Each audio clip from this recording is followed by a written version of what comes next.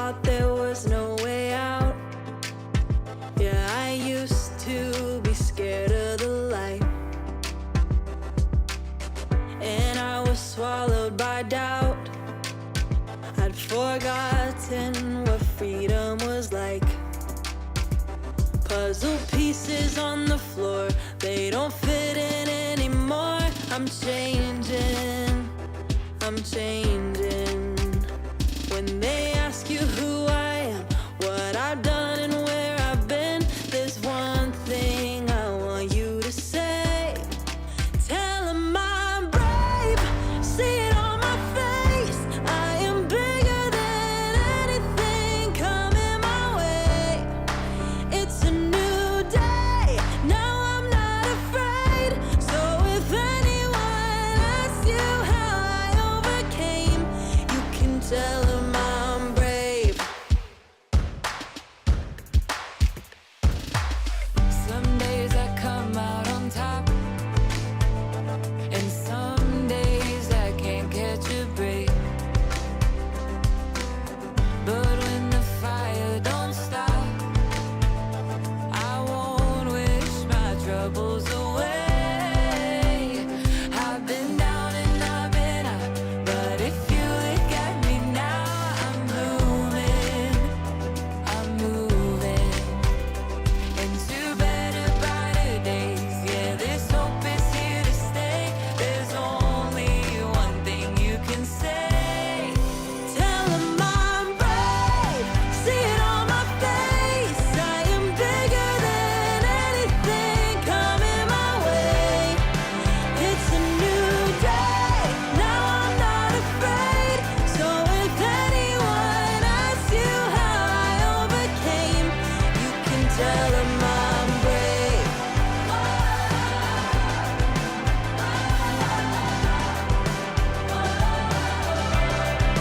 We're gonna fight, gonna be alright. We're gonna fight together every step of the way. Tell 'em we're brave, see it on our face. We are bigger than anything coming our way. It's a new day, we're not afraid. So if anyone asks you how we overcame, you can tell 'em we're brave.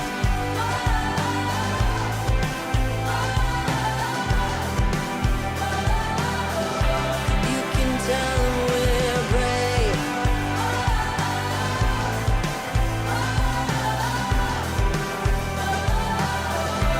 You can tell 'em we're brave.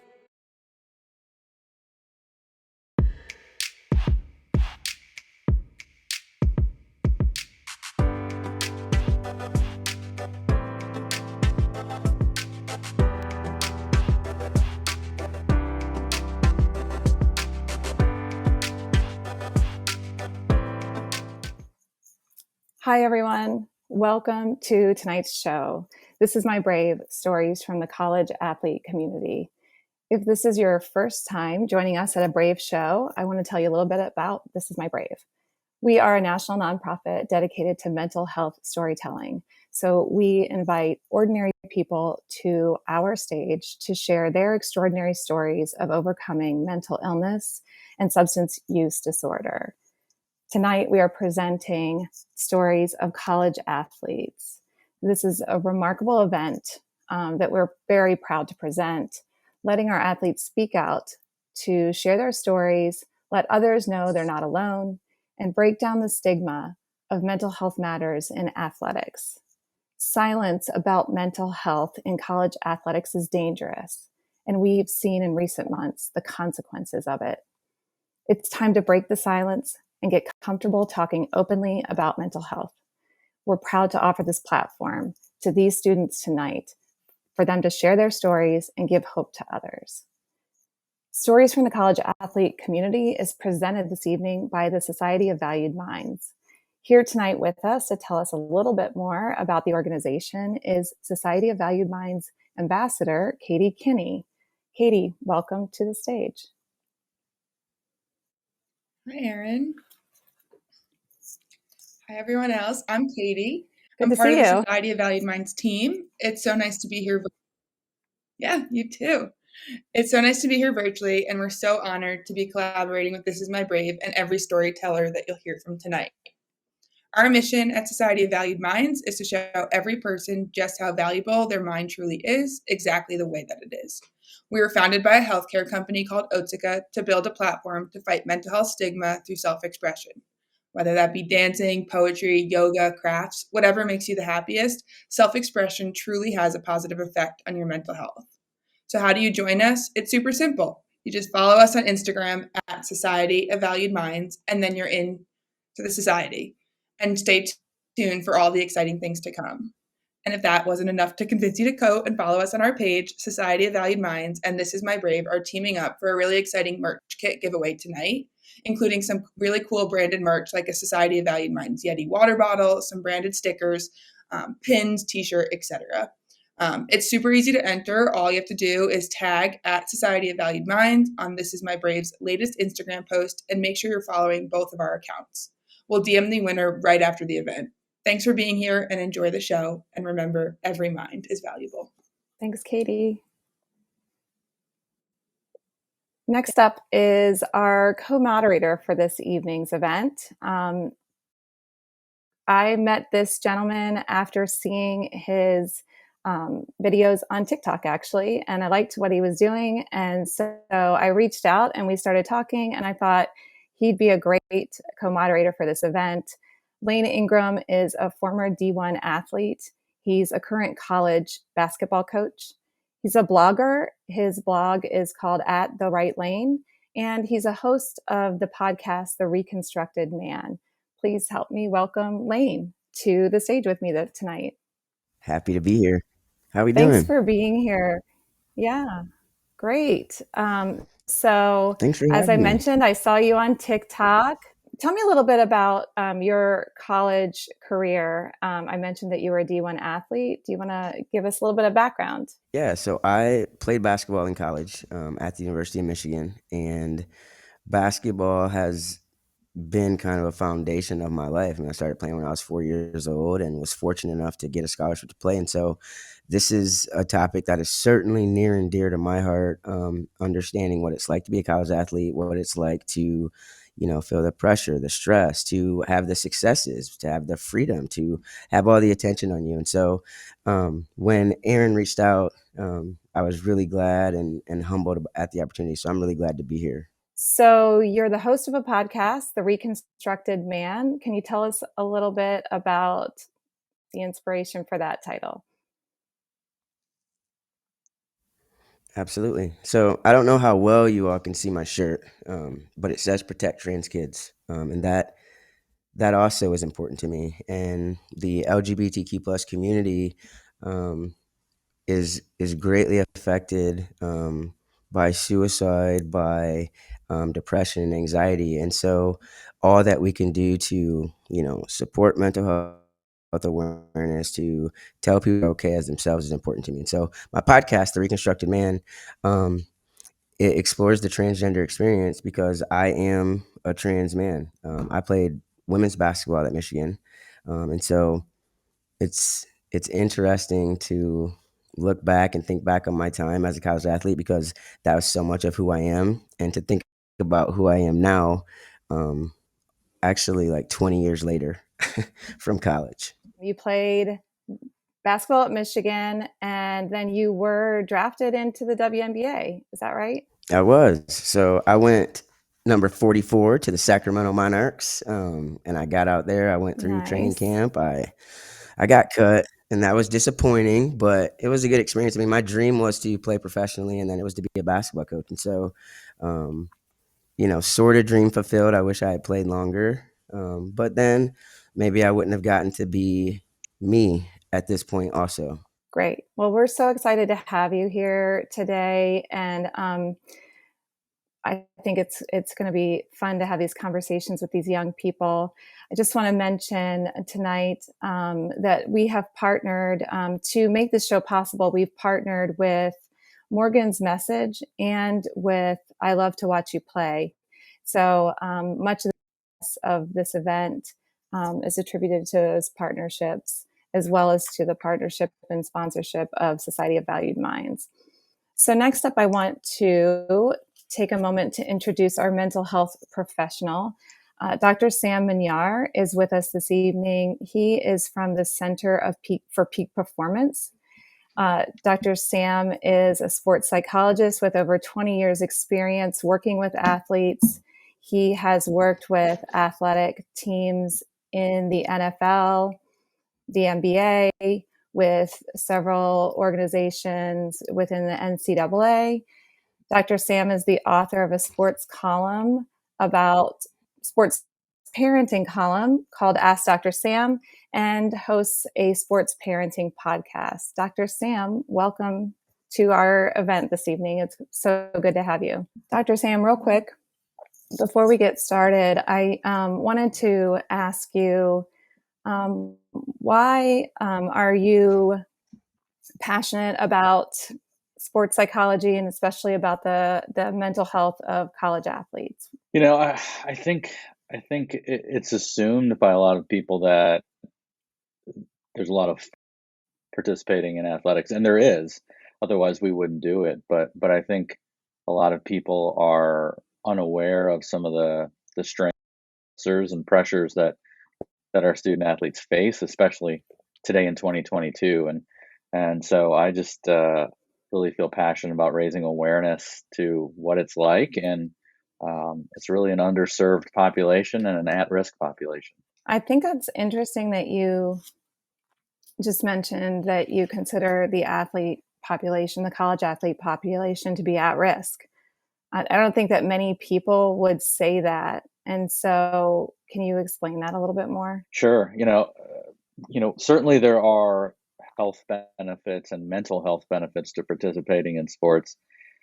What we're starting to find, though, is despite some of those protective barriers, that a lot of student athletes are experiencing stressors higher than their non-athlete peers, and so the data that we're seeing is that student athletes are struggling with mental health challenges at or above the rates of their non-athlete peers. And so you think about the training demands, the balancing school with sports, travel and missing classes, access on social media, and some disgruntled fans, and the pressure to compete and represent your university and yourself and your family, and I could go on and on. And so there are a lot of unique stressors that student athletes face, and that's not to say everybody struggles, but I think a lot more people are struggling than we realize. And I heard you in an interview earlier today. You said something that I thought was really interesting, and that is that college athletes today are training at a level that elite athletes trained at years ago. And that while they have this higher level of intensity in training, and it goes year round now, there's no seasonal sports really. The thing that I thought was interesting that you said was that the stressors that are on our students while they're training at this much, much higher level than somebody who maybe competed 20 years ago, there are also some stressors that exist in today's society that didn't exist for elite athletes back then. Can you talk a little bit? Oh, you also said there was like a lag in, I guess, how we're managing it. So can you talk a little bit about how this creates kind of a pressure situation for our young people? So while the training demands have gone up, I don't think our coping skills that we have provided our student athletes have gone up in concert with the training demands. But in addition to that, we're coming out of this global pandemic, and we're starting to realize the effects that had. And in fact, the mental health rates among college student athletes are 1.5 to 2 times higher currently than before the pandemic, and similar rates as to what we saw during the pandemic. So that's certainly a unique unique stressor. And then you throw the social media piece and just living in a constant state of distraction and multitasking. And I mean, how many of us have already struggled to not reach for our phone in the 5 minutes we've been on this broadcast? And so it's it's a challenge. And the more distracted you are, the more anxious and depressed you become. And so we really have some unique stressors today in terms of this pandemic, social media, um, poor sleep, sports specialization at earlier and earlier ages. Um, Parents are getting even more intensive, and so we really owe it to our athletes out there to help them cope at a better way, in better ways. Well, one way we're going to start is by letting our student athletes tell us a little bit about their stories. We know that when we speak openly about our experiences, that we normalize conversations about mental health. And that's what these young people are going to do with us tonight. And so I want to just give you a sense of what the structure is, because it's a little different than other virtual shows. We're going to show you videos in chunks tonight. So we're going to show at this first pass, we'll do 3 stories, and then we'll invite those storytellers into a panel discussion to talk about what we've just heard. And then we'll move into the stories of a couple other students and bring them on for a discussion. We'll round out the event at the end with a full panel discussion in which we'll take questions from the audience. So please, if you have some questions for our storytellers, you can put them in the chat, and we will move them over and put them in front of the storytellers at the very end of the show. So to kick things off, we have 3 storytellers in this very first segment, and it is Frida Esparza, Lindsay Kilpatrick, and Brianna Moore.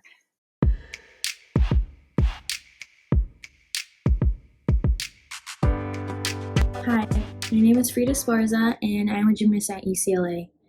My experience with my mental health has been pretty rocky my whole life, but I started noticing it more my freshman year of college.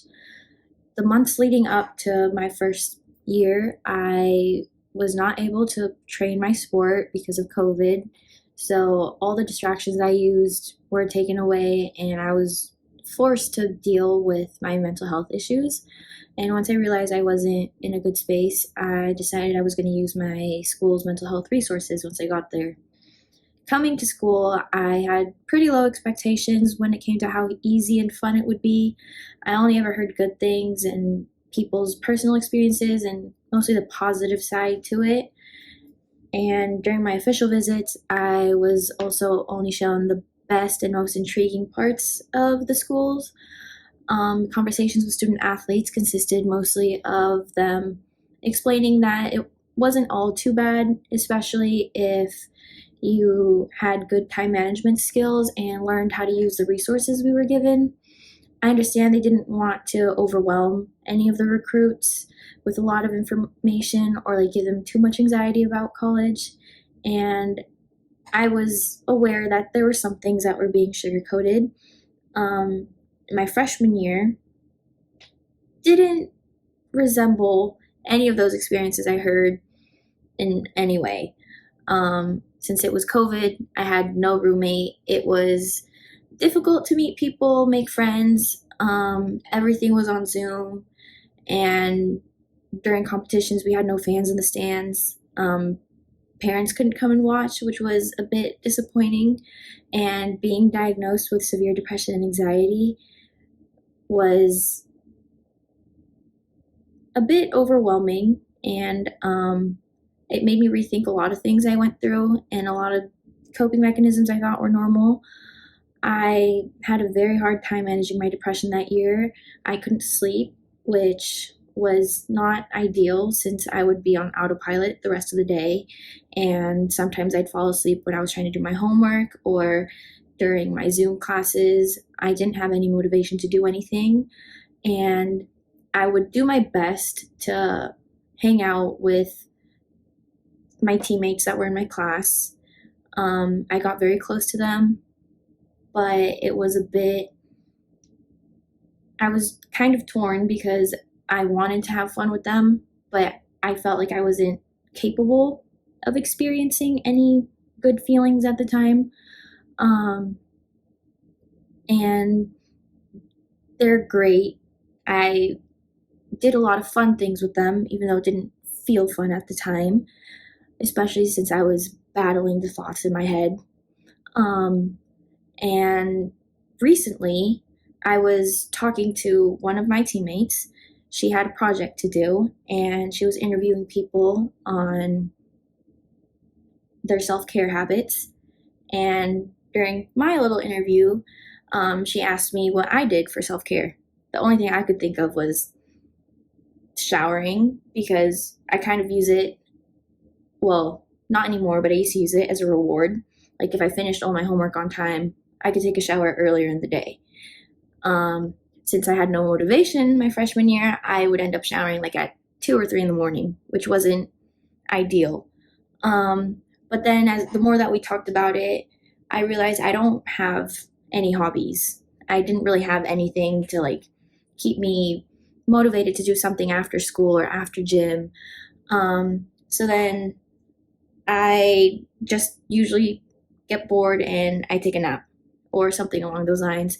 And I talked to my therapist about it, and we came up with a couple hobbies I could try. Then I remembered that my dad had a couple guitars at home, so I was like, he's not using them, I can take them. And I've been learning how to play the guitar, and it's not something I'm great at or anything, but I really enjoy it, and it gives me something to look forward to outside of school and gym. I know it isn't much, but it's definitely a step in the right direction for me. I still have my highs and my lows, but I have learned more about myself. I'm hoping that by sharing my story, no one feels guilty about not having the normal college experience, about not having as much fun as they expected to. And if I've learned anything, is that mental health is a long road of lessons and growth, and it may be a little rough at times, but eventually you learn a lot about yourself, and it can be pretty rewarding.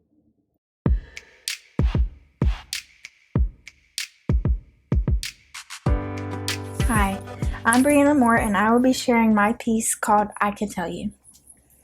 I always felt that I had a pretty normal childhood, but now I look back and wonder if I was experiencing symptoms of anxiety as early as elementary school. I could tell you about how I always made sure I had my order perfectly memorized before pulling up to a drive-thru, or how I would arrive to school, practice, or any event 30 minutes early to avoid encountering stares of being late, or how I would make sure I used the restroom before the movie to bypass walking in front of anyone. I did all of these things to avoid the feeling of being overwhelmed. None of these precautions could be related to mental illness, right? In fact, these small routines were just the tip of the iceberg. As I graduated high school, I was excited about my future. Like so many others, I was looking forward to college and being a college athlete. Back then, everything seemed normal to me, until it definitely wasn't. I could tell you about when I started college in the midst of COVID and how I was submersed into online learning. As an athlete with a tendency towards perfectionism, I filled my free time with a full-time job and volunteer coaching, along with my studies and workouts. This began to submerge me into a world of weight dropped on my back. I began to have episodes of chest pain, panic, and derealization. I could tell you about the fear that rushed through my veins during these episodes, the vibrations of my hands as they began to tremble uncontrollably, the sound of my heart pounding that I was only able to hear, the air rapidly sweeping in and out of my lungs without strenuous effort, the terror in my eyes as I tried to look fine, because as I would tell you, I am always fine. Whenever I experienced this rush of somatic experiences, it took me hours before I could feel better. I could tell you that during my spring break trip that year, I had a conversation with one of the girls about mental health and anxiety. What she shared about her experience opens my eyes to the cause of my continuous discomfort. She helped me to see that I had lived with anxiety for quite some time, and those episodes were actually panic attacks. So, I began to find temporary ways to manage my panic attacks on my own, and that helped for a while. I could tell you about how earlier last year I faced challenges in moving away from home, and while surrounded by friends at the time, I felt more alone than ever. I could tell you that I also felt imposter syndrome as an athlete, the stress of classes trying to earn a double major, the feeling of loneliness, battling an unknown eating disorder. Combined all of that with rampant anxious thoughts, constant shaking and panicking, that led me to believe that I was not wanted and had no purpose to be here anymore. I could tell you about how I found myself sobbing on the floor of my dorm thinking about how to escape all of the pain and pressure. I will tell you that in that moment I had an epiphany. I had come too far and had so many people in my life that I loved and that I could not leave behind. I knew that following through with suicidal thoughts would be a permanent solution to my problem. I realized I could not go on trying to hold up the weight on my own. I will tell you that I began to push through by seeking help through counseling and medication. I will tell you that stories and shared experiences do save lives. Without hearing the stories and insights of my friend from spring break, my parents, and other Morgan's Message ambassadors, I may not be where I am today as an advocate or a person. I will tell you that healing is in your reach, and asking for help is not a sign of weakness. When I was in my darkest, I felt like there was no light at the end of the tunnel. In my eyes, how could there be? I was wrong. There is. And I will continue to tell you that you are not alone and that asking for help should be an accomplishment, not something to be ashamed of. I am Brianna Moore, and this is My Brave. Thank you.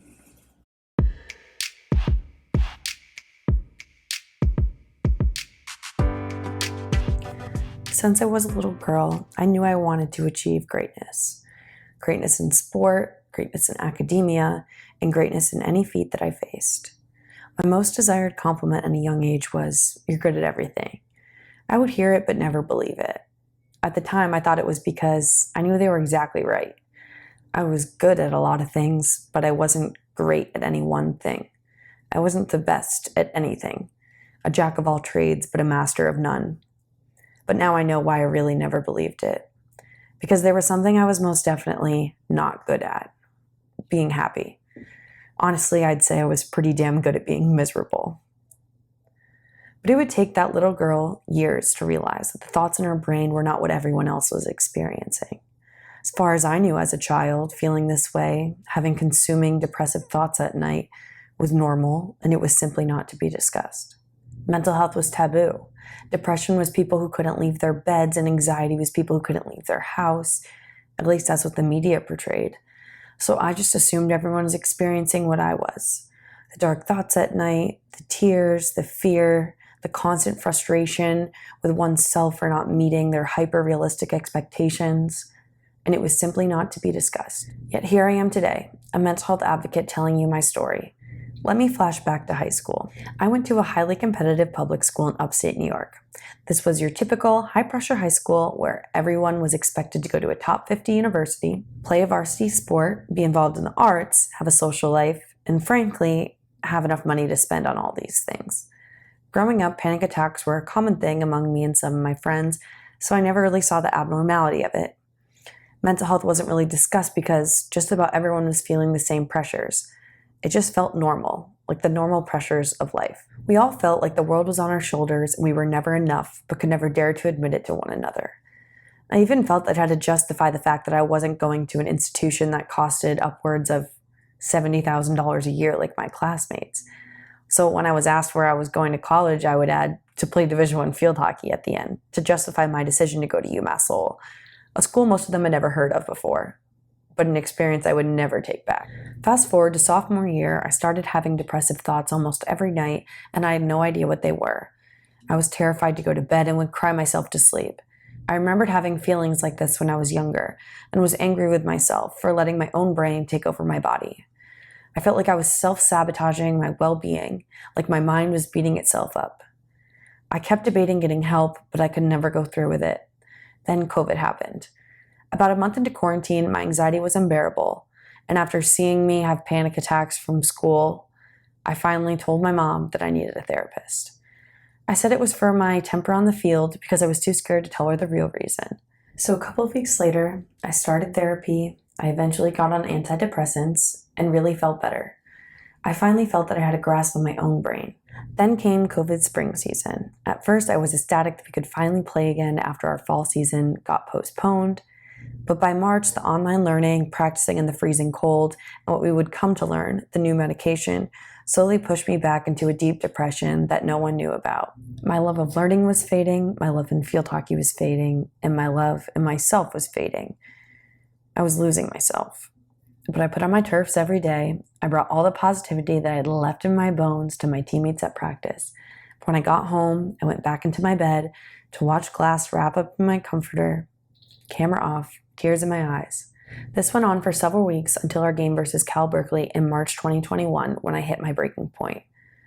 Prior to the game, I had to tell my academic advisor that I had not submitted an assignment, which I probably hadn't done ever in my history of academics. And this really skyrocketed my anxiety. I was warming up in the game when suddenly I felt a panic attack coming.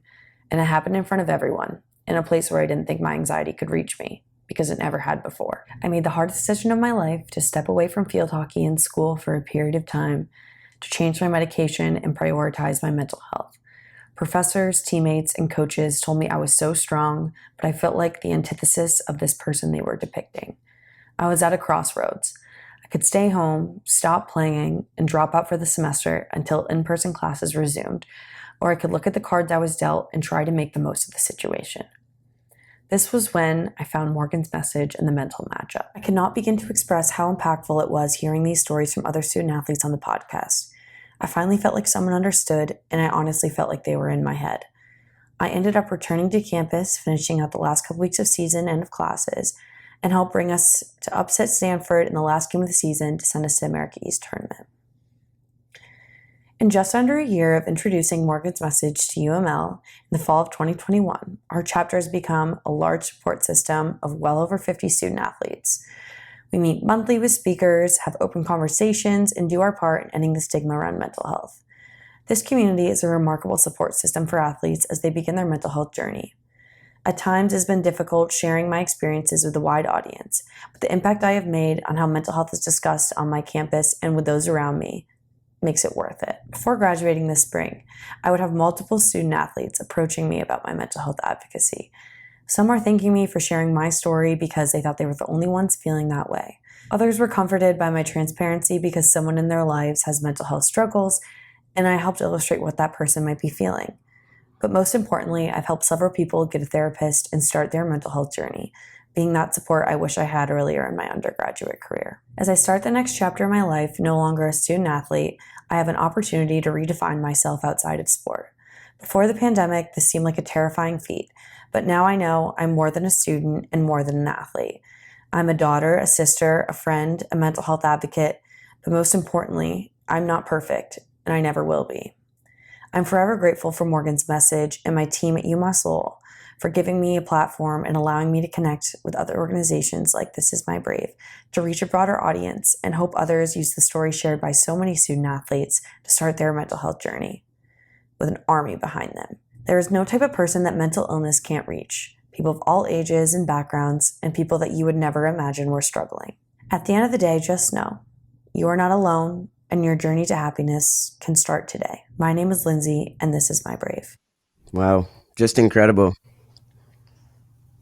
Thank you all. Thank you for your stories, and I just want to say I'm very proud of you. And just piggybacking off of something you said, and I hate when people say piggybacking, but Lindsay, I just want to say, like, you all are more than athletes. I mean, so much more. And I'm glad you said that out loud. And Bree, thinking about what you were going through, I mean, your stories are so similar in that, in the and the anxiety and how that pressure felt. So the thing I want to ask you both to start, if I could, I want to know, because Lindsay, you said it just felt normal to be under pressure and to be, stressed out. And I just wonder, when you got to feeling better, when you realized like that's not normal, like I'm not in control of myself, like what was it like the first time you felt in control? Lindsay, you go first. How'd you feel? I think you hit the nail on the head. I remember just once I like fully got a grasp, obviously there were so many things that got to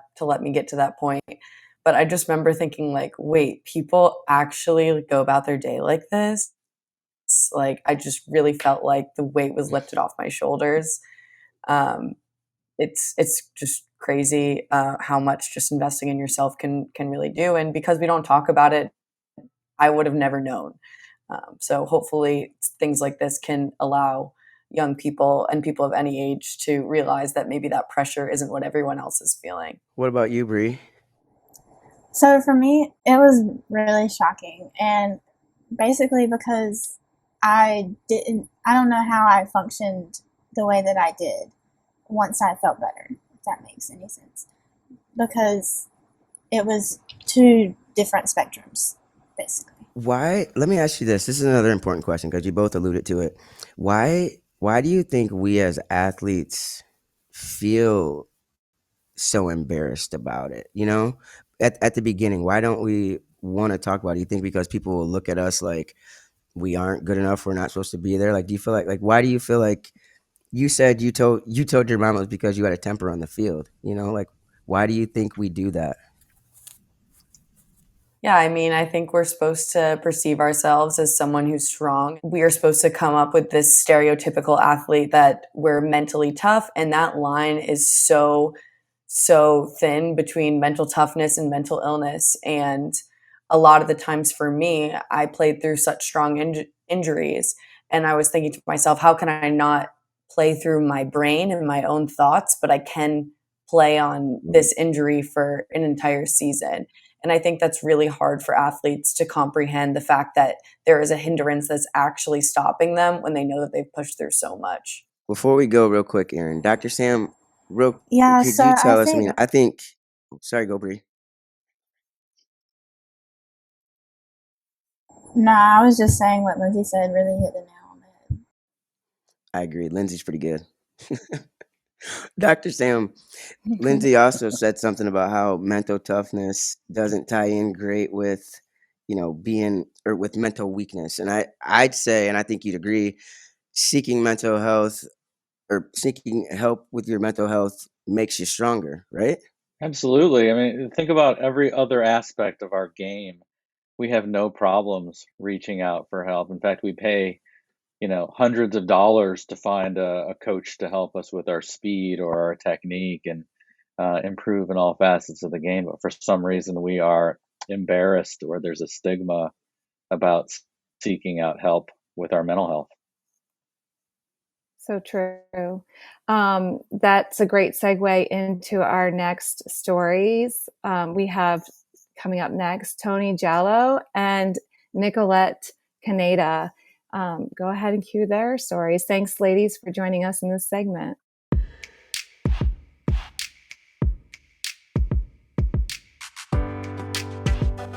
A common goal we all have is to be healthy.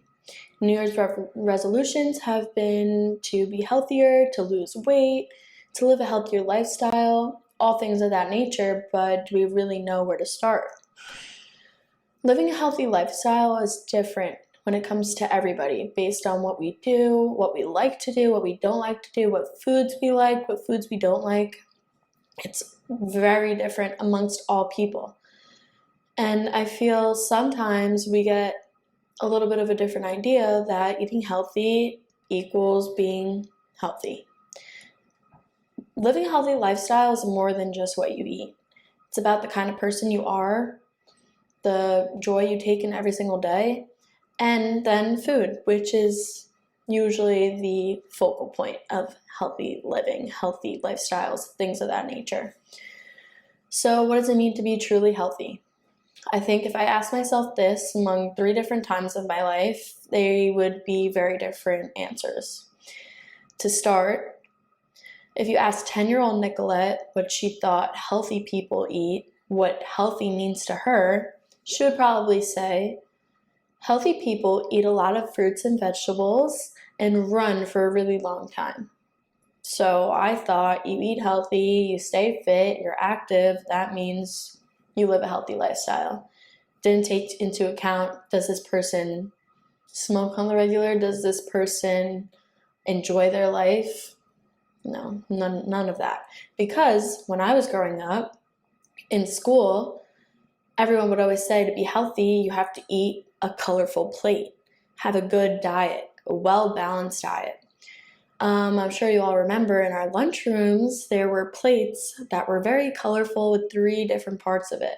Half of it was full of fruits and veggies, a quarter of it was a type of protein, usually a meat, and then another quarter was a type of carb, rice, bread, potatoes, something like that. And it seemed pretty simple to me. It was easy to understand, easy to follow, and I didn't think twice about it. Then I started competitive soccer. My body started to change and healthy became different. 16-year-old Nicolette would say, healthy people are skinny. They eat fruits and veggies and protein and only eat what's absolutely necessary for their activity level, age, gender.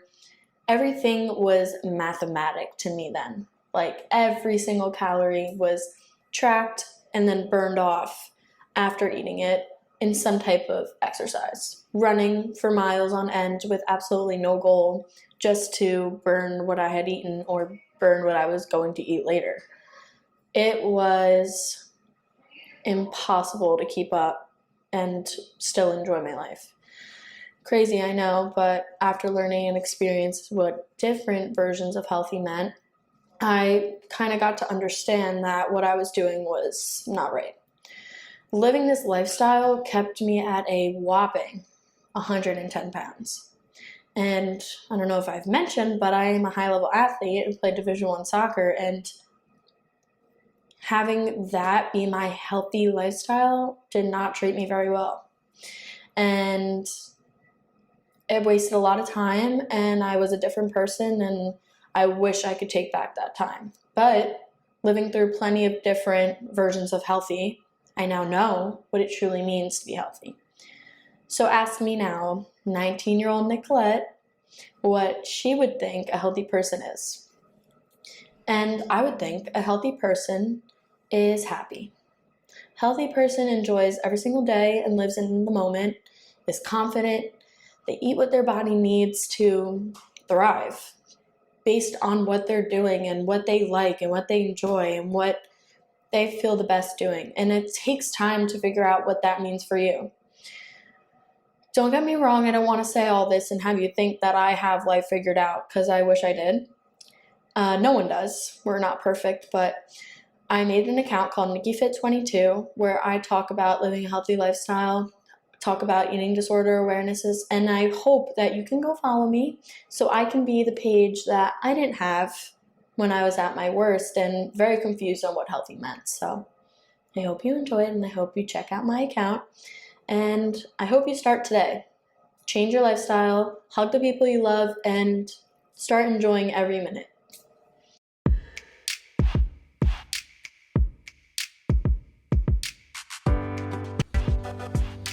Hey guys, my name is Anthony Earl Duval Jallo.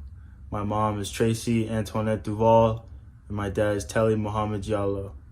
My sister is Yume Jallo, and I'm gonna give her a quick shout out. She's actually getting her master's right now in Brussels, so I'm extremely happy for her. She's part of this journey that I went through. My mom is Jamaican, and my dad is from Guinea in West Africa. And my family has been my rock and support through my issues of mental health and dealing with anxiety. So here's my story. I went through issues with anxiety my sophomore year of high school. And as a black man, I wasn't really sure how to go about dealing with it, especially attending a predominantly white institution. I didn't know who to go to, who to talk to.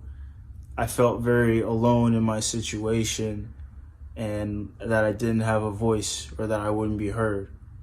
And it took me until my sophomore year of college to start going to therapy. And I'm not gonna lie, I was skeptical at first, and so I eased into it. You know, I started with a few sessions every few weeks, and you know, it turned into more a consistent thing that really started to help me out. A big part of that was having a therapist that looked like me, a black female therapist that really held me accountable and understood what it meant to be a black man, and her also being a former athlete helped with knowing the pressures that I was going through in my day to day. And so it was cool in our sessions, she would do reinforcement training, and I would say, I don't know a lot. So every time I said, I don't know, I had to do 5 push-ups. And stuff like that really helped me, you know, be able to process how I think and things that I'm going through. And therapy became a tool, something that I wasn't afraid of, but I found comfort in it, even though it was uncomfortable sharing a lot of, you know, things about me to someone I didn't necessarily know. But I'm here to say that understanding you have an issue and going to find the help is important. It is something that black men should find more comfort in and understand that things may not be okay and that a little support is all right, you know? And in doing that, you find out about yourself. You find out what makes you unique, what makes you strong, beautiful, powerful. And in those things, you can pursue who and what you are and what you want to be and what you stand for. And understanding your mental health and being comfortable with it will in turn project, and your love will shine brighter. Your goals will be more achievable. So I'm here to say that invest in yourself, in what makes you unique. Embrace your problems with open arms, and be ready to dive into those issues and become better for it. I appreciate you guys listening. Peace. Have a good one.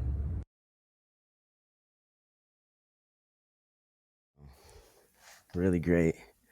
First, I just want to say to Nicolette, there was a point where I wrote down in all caps, I wrote yes, because it reminded me, I saw your video last week, but you said healthy is happy. And that is like, yes. And that's in every situation. Like, healthy is happy. And then, Tony, you were like, a little support is all right. Because it is. I mean, I have questions for both of you, but I just wanted to call out those two pieces that really like hit me. Like, healthy is happy. And like, as a trans person, like, healthy is happy. I'm with you. So, Nicolette, to you, okay? Looking back at 16-year-old Nicolette and now being 19-year-old Nikki Fit, okay? Like, what, like, how have you changed? And I just mean overall, like, you're happy, so that means you're healthy. Like, how have you changed when you look back at 16-year-old you to now? So thank you for everything you said. I really appreciate that. It means a lot. And I look back at that time and I'm just kind of like, I don't recognize her at all. And I think having that experience holds me accountable today to be a better sister, a better daughter, a better teammate, a better friend, because I lost a lot of time there. I mean, I did a lot of things. I was still active. I was still with my friends, talking to my friends, but similar to Brianna from before, it's like things kind of just passed and I didn't realize. So I wasn't really present. And now today, I still struggle a bit. I mean, we all do, but I know that, I can never get back to that again. It's like my motivation to keep going. Every single day is like another opportunity, and every day is a new beginning, as cliche as that might be. It is true. And I'm thankful for the experiences because I could be the blueprint for somebody else. And that's what makes me happiest for doing what I do. Fantastic. No, really great. I'm really proud of you. And Tony, I love how you brought up your family to start. Thank you. I really do. And I love the shout out to your sister. Congratulations. Get that master's, girl. Okay. But for you, I wonder, you hit the nail on the head. I mean, you did. I mean, hit the nail on the head. As a Black person, it is tough. You see TikToks, you see videos about how people say, I told my parent I was depressed and they were like, stop, and so I wonder, with your family being your rock and your support, like when you had to share your feelings with them, what was their reaction and how did how did they support you through that? It was definitely like a conversation. Them being like immigrants, they didn't grow up really talking about mental health either. So it wasn't like I went to them going for answers. It was kind of like, can you help me figure out what's going on? So I don't know, so we can have a better understanding. I'm very grateful to like have the parents that I do, the family that I do that, supported me. My sister really helped me, kind of talk to my parents because she was going through things herself. So, we all just kind of wanted to help each other.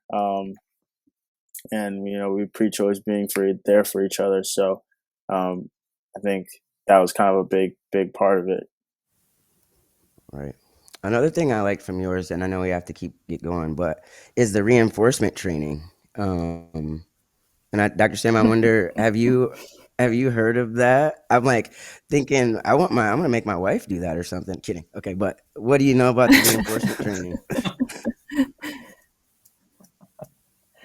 I don't think I've ever asked any of my clients to do push-ups and in therapy, but who knows? Maybe I'll try it. I love it. Awesome. Well, thank you Yeah, both. That was it worked for really, me, really great. I mean, so I just feel so proud of both of you. So great, you guys. All right. Well, we'll have a chance to talk to both of you again at the end. But next, we want to hear from Kelsey Goldring and Andrew Delaney.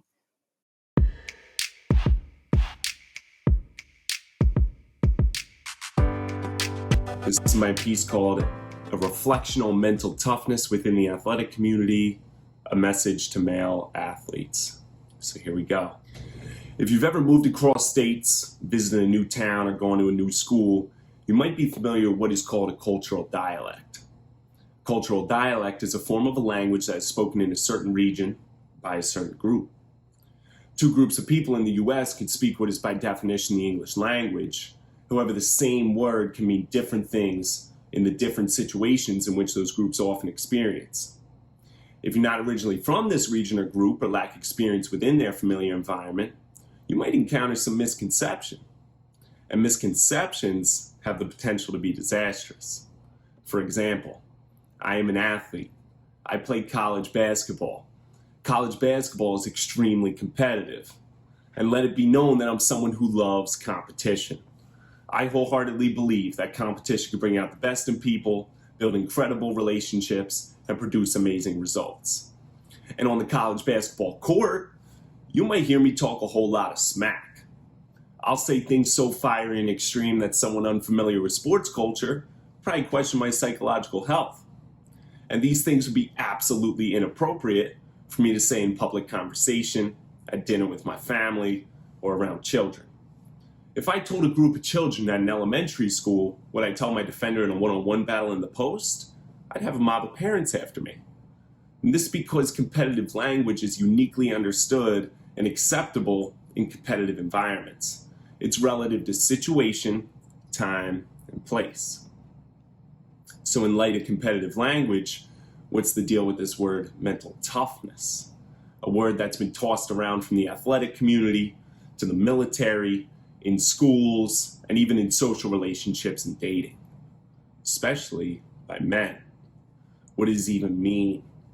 Well, to an athlete, mental toughness could typically mean aggression, emotional suppression, action without reflection, and an embrace of pain. Is this wrong or bad? I would say no, not entirely. There's something that exists on the basketball court and in sports called entering a state of flow, or getting in the zone. And when you're in the zone, you're typically operating at a heart rate of 170, getting fouled, diving on the floor for loose balls, taking charges, reacting to defenses, and performing play calls without any thought. It's all based on natural instinct, mindless, like dancing. I'm all for this version, this dialect of mental toughness and its advantages on the court. Off the court, however, I've come to realize that mental toughness looks different. With family and friends, in social relationships and dating, and even in dealing with yourself, mental toughness has little to do with the emotional masking which conditions an athlete to play through a high ankle sprain or dive on the floor for a loose ball, and more about emotional control, which sustains an athlete to prevent burnout when on the road mid-season, who's short on rest, with papers that are due, dealing with the lack of understanding from a professor, with little time for relationships and the overall management of focus between the last game, the next game, and how he or she can perform better in his or her role on the court. Mental toughness off the court has nothing to do with aggression, emotional suppression, action without reflection, and an embrace of pain. It's instead patience, vulnerability, generosity, humility, encouragement, and support. It's a state of calmness and composure. It's understanding that when you're in a calm state, you're much more reliable and trusted because your decision-making isn't going to be influenced by that emotional thing you're feeling right now of aggression or anxiety, which is really only temporary. It's understanding that competitive aggression might be valuable when you lift, practice, or work, but it's not going to be effective when you get home one night from a road game at 2 a.m. and you're exhausted and you might experience some form of anxiety from the pressures of being a student athlete. Aggression is the wrong response. The response to anxiety is not trying to fight it with physical prowess, suppressing emotions, blind certainty, or confident ignorance. The correct response to anxiety is balance and control. It's a reflection on your emotions, identifying stressors and removing toxic environments or things that are distracting that you might have been doing that cause you to feel anxious. On the court, the most effective leaders are those who play the hardest, dogging out on defense. Off the court, the most effective leaders are those who are the most calm, empathetic, and vulnerable, those who ask for help and generously give, and lead by example, who courageously go first, continue to show up, and who patiently endure. We've experienced a cultural misconception between dialects within the athletic community. Mental toughness on the court embraces the natural instinct of competitive aggression, while mental toughness off the court disciplines human nature and holds it under voluntary control. Men who master the mental toughness on the court, as well as the mental toughness off the court, will not only be strong athletes, but strong humans, husbands, fathers, and friends. And strong men do both. Thank you.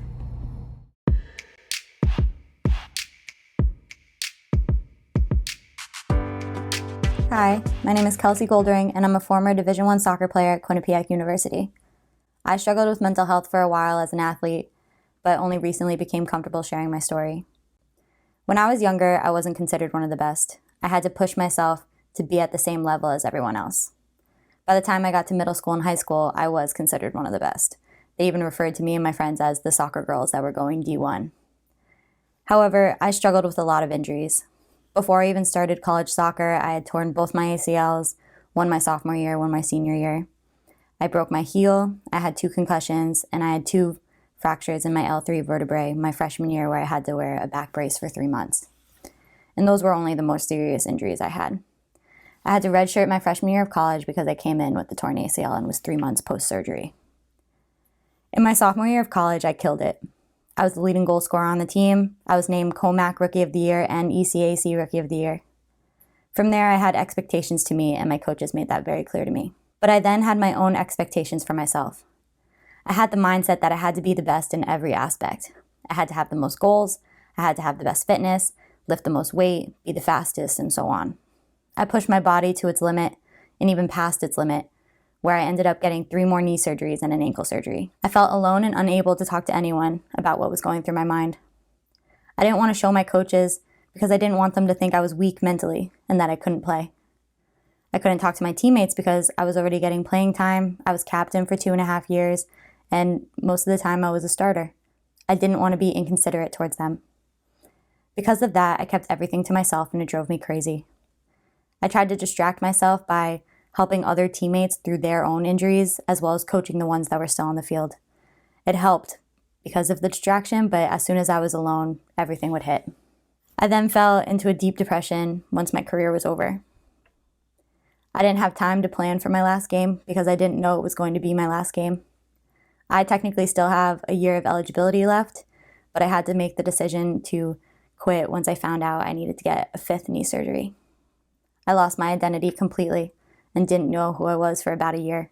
It would feel as though something heavy was sitting on my chest. My breathing would be really slow, but I was also working so hard to get air in and out. I would cry randomly without warning, and I was just exhausted all the times. When I was playing, I would push my body so hard that I would almost hope that I would have an injury just so I could take a break. I had 2 speeds, it was 0 or 100, so I was always pushing my body to its limit. But then at the same time, when I would get injured, which was often, I would feel helpless sitting on the sidelines watching my team play without me. I never understood my feelings at the time, and I would normalize them by blaming them on all my injuries.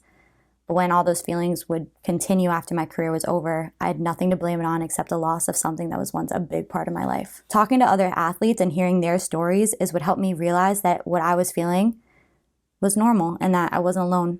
To other people, when I would say this out loud, I felt silly and stupid that I was falling into a depression over a game. However, other athletes understood me. Other athletes helped me and let me know that I can get through it. I hope my story helps other athletes realize that they are not alone, and these feelings are justified. Don't let the stigma of mental health prevent you from taking care of yourself.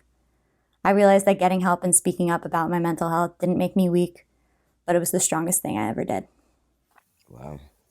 I agree. It really was. I want to go to Andrew real quick. But Kelsey, wow, yours ended on such a great note. Wow.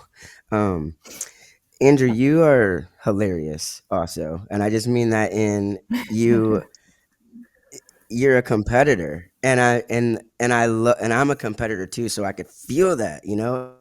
And the reason why I'm saying that's because one of my things I say is everything is a competition. And I know that you feel like that because I've got that from your video. But the thing about you though is like you get it, you know, the mental toughness and embracing the pain, you both have that in common. But like, how did you get to this place that you're at right now?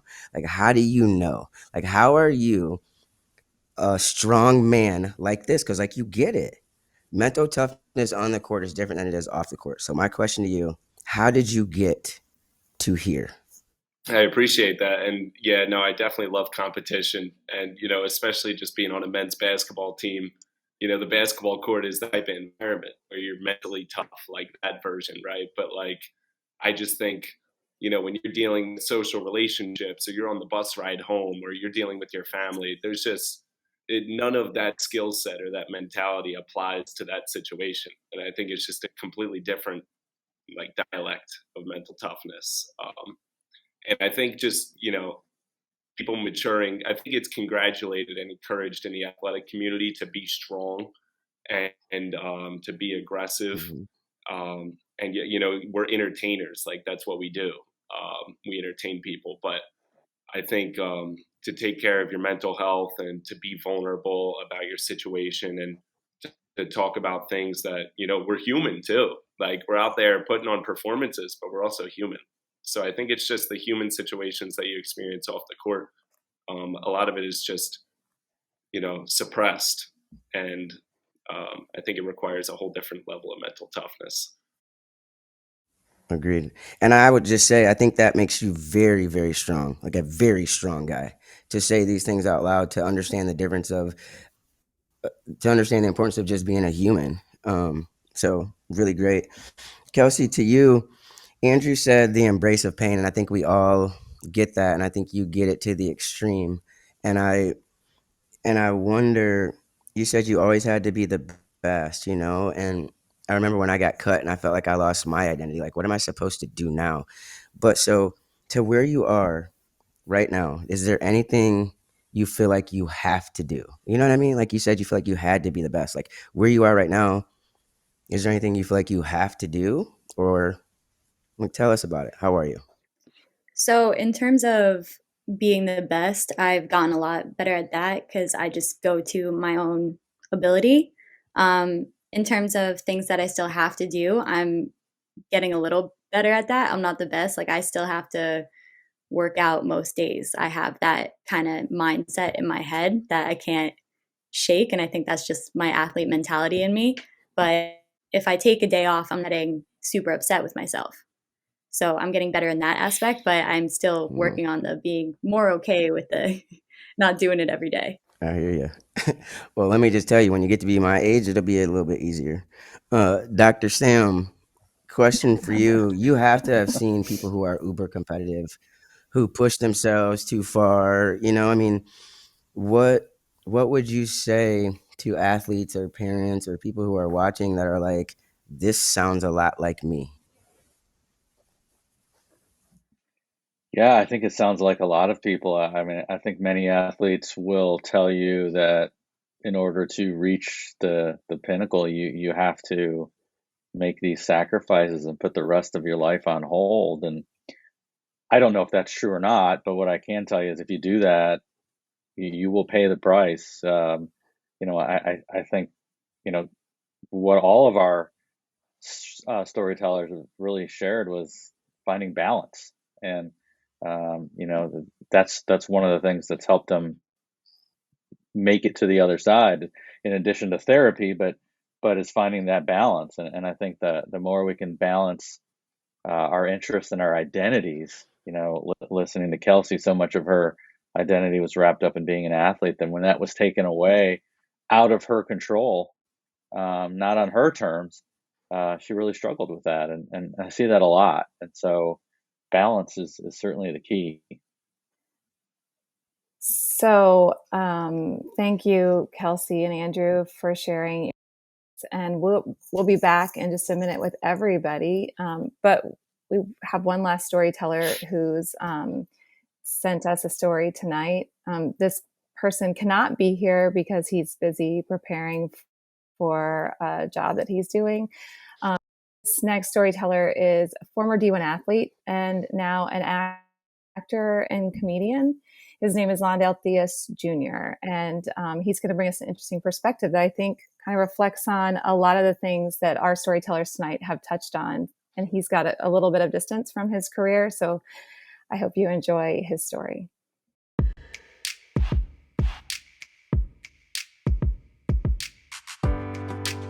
Hey, what's up? My name is Londell Theus Jr., and I'm an actor and comedian in Los Angeles. Been in film, TV, commercials, and doing a lot of stand-up comedy. But before that life, I was a Division I college basketball player. So I just want to share my story with you real quick, just to tell you how that journey was, that transformation, what led to that, and how it impacted me as a person. So growing up as a kid, I wanted to be in the NBA. That was it. I was going to be a professional basketball player. I just had visions of myself on the court, doing what I do, creating dope moves, expressing myself in an audience full of people. Like I just always had that vision when I was younger. And it also didn't come out of nowhere. So my uncle, Reggie Theus, he played in the NBA for, I think, 13 years, and he was an NBA All-Star. So I already had that in the family. My dad played college basketball, got drafted by the Clippers when they were with San Diego into the NBA, but he tore his ACL. So he never got a chance to play. So my whole thing was like, that's not going to happen to me. I'm not going to have that same story as my pops. I'm going to continue on that legacy that ended too short for him. So basketball was a thing that I felt a lot of love and passion for, but especially as we got into later on in high school and trying to get a scholarship and trying to play Division I basketball, that love and passion got mixed with competition, pressure. I need to be better. I need to make it. I'm not good enough yet. So that was the kind of seed of that kind of theme happening throughout my career of like, I need to be better. I'm not good enough yet. Eventually, that led me to going to New Mexico State, a Division I basketball school out in Las Cruces, New Mexico. And as fate would have it, my uncle, Reggie Theus, he was the head coach at the time. So freshman year, great experience there. Ended up making it to the NCAA tournament because we won our conference championship. I got to play in the conference championship, was balling. It was just a great experience. Eventually, we lost to Kevin Durant when he was with Texas. I mean, what you gonna do? But it was still a great experience. But sophomore year, head coach left, so we got a new coach. That's when things really started kind of going into a different direction with my college basketball career. The coach, we really didn't have a vibe. I was at the place where I could not afford to be on partial scholarship anymore. Like I needed full scholarship. I could not afford it. My family was going through some financial issues at the time. This was kind of during the financial crash of 2008. And I told him straight up, like, listen, if I can't get a full scholarship, I'm going to go to a new school. So he convinced me to stay. He convinced me that they will find some scholarship money for me, but he just wants me to stay. He needs me on the team. I'm like, all right, cool. I'll take a chance. That first part of that sophomore season just went awful. I mean, basically, I was kind of tasked with getting all of the players that he recruited and helping them find housing. There were like 8 scholarship athletes that he recruited over me that could not even play the first half of the season because they didn't pass NCAA clearinghouse rules. So now we have a shortened team, and I'm forced to play out of position at like a power forward and play against guys way bigger than me because of all of this. And also, I'm getting eviction notices every month because I cannot afford to stay where I'm at. So eventually got to the point where I decided, you know what, it was really taking a toll on my mental health. It was a really toxic situation. I'm not even going, that was about half of it. There's a lot more, but I decided to leave. As luck would have it, I take that leap of faith. About 24 hours later, I get a call from a previous head coach or assistant coach of mine who says, we have 2 schools that I reached out to you about, and they got scholarship offers for you. So I visited a school out in College of Idaho, liked it, went there, got the scholarship, and I'm like, cool, here's my second act. Here's the next version of my college career where I'm gonna be the main player on this team. They were all waiting for me to be the starting shooting guard on this team, and it was beautiful. Then I tear my ACL. Tore my ACL, had to sit out for another year and do surgery. And that was the point that was really difficult for me because it was the first time in my life I could not play the sport I loved. And I felt like my dream was starting to slip away. One of the beautiful things about that time period was I had to tap into other things that excited me, that I was passionate about, other than basketball. Basketball was like almost 100% of my life. So as soon as it became less because I physically couldn't play, I started being curious about what other things am I passionate about. And I found out I was good at performing and doing impressions and doing characters. So I would film myself in my dorm room just doing impressions of celebrities like Jay-Z. I'm like, yo, it's your boy Young Hova. Or Denzel. I'm like, okay, all right, that's what you're telling me, son? Huh? So I would just do videos like that, send them around school, and everybody loved it. And that was the first experience I had of performing, of like, wow, there's something that I kind of like this. I might be able to do this one day. So long story short, after I rehabbed from ACL injury, I got another knee injury. Basketball was done. I just couldn't play anymore, and that was devastating. But I decided that the next closest thing I'm passionate about is performing. So I decided to leave that school, come back to LA, change my major to theater, go to Cal State Long Beach, and just dedicate my life to performing and learning that craft, and to see, can I ever replace my love and passion for basketball with something else? Eventually, all the skills I got from being an athlete translated to this.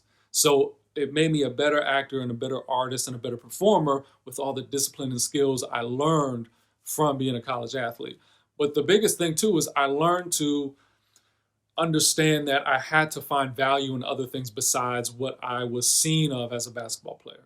So I connected my worth with how good I was or how well the team was doing. So if we were losing or if I wasn't playing well, I wasn't worth anything, right? So as I got into that space of being an actor, being a performer, I got to learn to disassociate those things of, I am not just my success as a basketball player or even my success as an artist. I have other things that I can bring to the table and contribute and have value as a person. So whether it's making people laugh, whether it's just expressing myself creatively, whether it's finding new different hobbies and talents that I have, I found once basketball was out of the picture, I was actually able to round myself out more as a person. And if I were going to look back at that journey, I would probably prioritize some of those things more. Find time to find different interests other than the sport I'm playing. Find time to find different things about myself that are not connected to basketball that I feel excited about, that I feel that I have value with. To kind of round that out emotionally, because there was some difficult times psychologically going through that athlete experience when everything is kind of attached to being an athlete and being a successful athlete. And if that doesn't happen, then who are you? So also, as fate would have it, when that dream was taken away, when that basketball dream was taken away and I couldn't play anymore because of the injury, and I became an actor, one of the first gigs that I got as an actor was being in two commercials. One State Farm commercial with Chris Paul, another Foot Locker commercial with Dwight Howard. So I literally got to be paid playing with some of the greatest players in the game, playing basketball, and being in a commercial that ran nationally. So that dream that I had as a little kid still came to fruition. It just came in a different way that I never would have expected. So I'd encourage everybody to always understand that sometimes the biggest setback can be the biggest blessing if you have that perspective on it, if you have that awareness of it. You never know where life is going to lead you. So just be open and find meaning to who you are, what you want to do, and how you feel about yourself as a person outside of just being a college athlete. Those are some of the things that I really ran with and that really affected me. All right. So thank you for listening to the story. I hope you all have a great event and a great time. I'm wishing you all love and respect. Peace. That was so great. Ooh, everybody's here. Awesome. So now we're to the panel discussion portion, right? Yep. Awesome. Well, I have some questions that we have for our awesome student athletes. And I think I'll start with Lindsay and Nicolette, actually. I'm wondering, as I was thinking about what you're talking about, I wonder if you can tell everybody just kind of overall, overarching, what helps you right now to stay positive and healthy? To the point you're at now, what helps you stay positive and healthy into the future? Nicolette, you go first. I was talking about a little bit before, just like kind of preventing that from happening again. I also really got from, bringing that home and bringing those experiences around my sister, who is an awesome athlete herself. I just want to be a prime example for her. She's my best friend, so little shout out to her. But that's really my driving force, is to just be a great example for her and for whoever looks up to me. I have a lot of younger cousins, and to be a good example for my teammates and just keep going and use the support around me, to not be afraid to talk about things when, it kind of becomes too much. Like I said, I still struggle sometimes. We all do. But being vulnerable, I really have learned that, like, talking through things has made me understand things that I'm going through a little bit more myself, where I can help someone, and in helping them, I'm helping myself. So that's really how I stay healthy and happy. Yeah, I would say What about you? similarly, I do a lot of mental health advocacy, and when I'm down, or like even just now, I just moved to Chicago and have been delaying getting a therapist, and like I can't practice as I preach if I'm not gonna follow through on these things. So it does kind of keep me accountable of like the people that I've helped and like being an example for them.